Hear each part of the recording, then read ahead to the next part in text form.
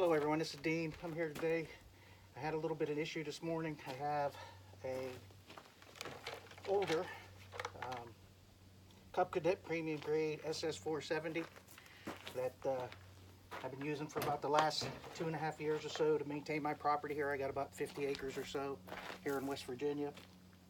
And I got up this morning to do some trimming, and lo and behold, I go to start this after using it just 2 days ago. I ran it for about 3 hours and come to find out that the motor seized on it. And actually in determining that, I pulled on it hard enough that I actually bent the shaft trying to get this thing to start, and yeah, it won't even recoil or rewind or anything now. So while I did spend a pretty decent amount of money on it, it was an alright trimmer.